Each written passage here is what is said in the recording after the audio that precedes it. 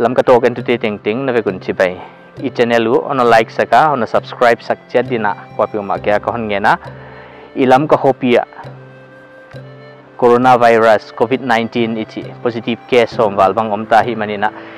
hi ding hi lo ding chi te kwa pi mai na i thei ta a hwai dina bang china pan ila a chi pen akisama hi zota a police te om zia ka mask bun ai ke le social distancing maintain lowin kwa hiam khat imu zia ka camera hong kilak zia ka social distancing maintain khong hi khak ding law hwai ta hi mai na kwa pi mai pilwang dinga lam ka khopi mun khen khat akiphang na te aban ban yen dinga zui ding poimo ki gen te khutsil ding muk le nak tuam ding chi te bang leng i thei chat dinga social distancing apoimo pe na hi chi kha mi chi na i thei dinga hoi dinga kalson dina ki kinge na he covid-19 chi na thiu ataka ate la khong tung ta hi manina zui de ki gen pe ma thumang taka i zui ding ko pe ma mo po ka hi chi kha athaka i thei poimo a he me leading pe ma in social distancing zui ding muk tuam na hoi tak zat ding ki chi pen eiloin zui the hello ki bang mai ma poi lua khat hong suak ta hi me lei huna ai ki le dora thil lei hun chang a leng social distancing maintain gi ge ding a hi chi kha ko pi mai i thei poi mo he zan me som ni sang ni le som ni in district magistrate ina thu so abol na ngathal khosung lut le pot ding kham na thu so an bola hei dan bo sia pi uma IPC section 188 pansana gon na piak ding chi leng thu so atak lang hi zana lamka positive case som wal mu khiat hong hi ngal zekina lockdown tak tak ni danga lockdown ichi te hilo atak tak mai to adia ki satai hi panuna hei banga bangchi pan lak ding bangchi banga hei lockdown huna ai kele bangchi banga hei covid-19 akipana bit ding hi chi kha ko pi umai na imo po ka hi ikiven ding a hi chi kha i thei siam pen ma poi mo he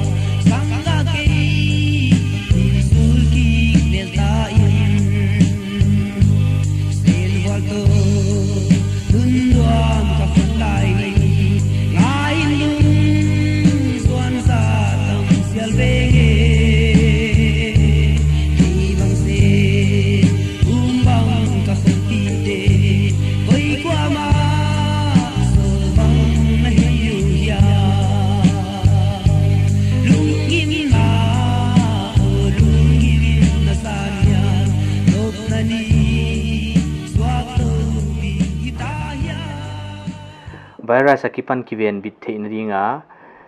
zui ding pe uma i thei sa izil siam sa ahi manina waite sep so ading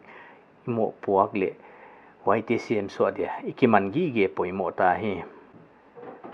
district hospital kim le kenga dam doi kham thei ki ka police ten toai mu lel anaman khiawa heimuna kipana pai kheding in solo wailoina heya athil hi teu tu ban hi non loading le hai muna kam non loading a thu hil na hoi ta ka piak zo nunguna amau ti khawa kham the hi chi te bang leng a he pi hoi ma ma te hi manuna amau te bang chi le hai koltan na pana hung suak ta thei diu hem chi kha khongai hoi ma ma le angai to hoi pi khat suwa ka hi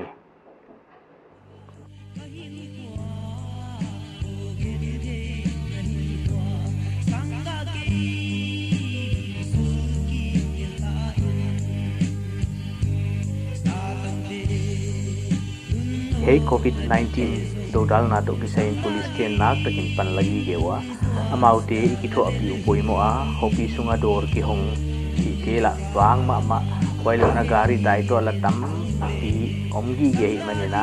police ten hei to kisaya e ko ya ho dek a hi kele bangi de ka poimo lo pi a pot kia hiam om ding venga ichi pangapanan lak na tiu kha kwa pi uma ina ithei siam pia amauti inung thua ba thua pi dinga hi chi kha athakina thei leng de hoi mama amok na pot kia omdin belgin ta kwai ki male min pol loading achi huna police te hei banga duty hunwa amauti zana to le e maleng ikiben bit theina dinga ipot hian lo ha ma kha e dia de dam na ding le hei virus copy sunga hong ki the za tak tak ding law hoi manina hoi dinga e kwa pi uma hei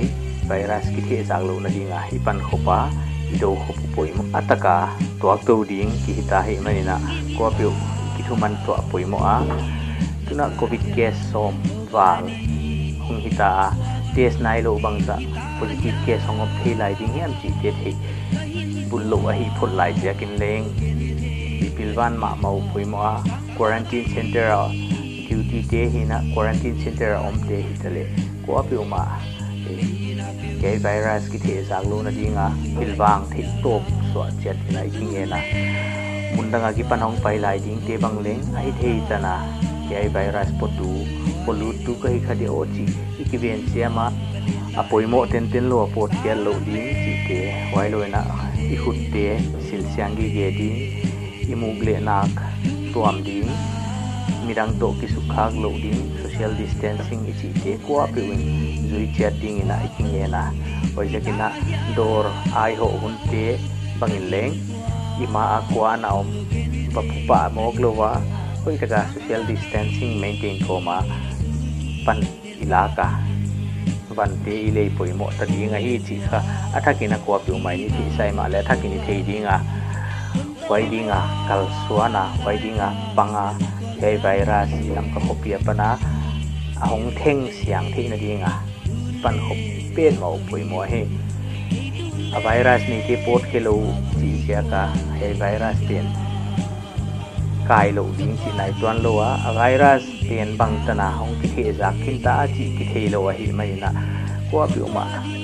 pilwan na ma poimo ki gi hi mai na waidinga ko api uma pang khoma kalsuan khom che atingina athakina ikingena helam ka top tu tonina ichia la hi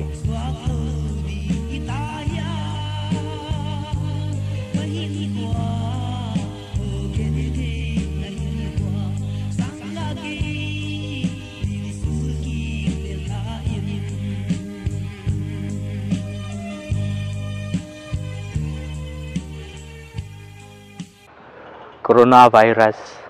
positive case som walo mahi chi ithe inunga ilam ka hopi din mun hei banga hi mi mal chi na mo puang na nei hi chi kha kwa pi mai na ithe dinga hei tanina tuni program di hun sak ding I channel on like saka on subscribe sak dina iking na hi ki pa ke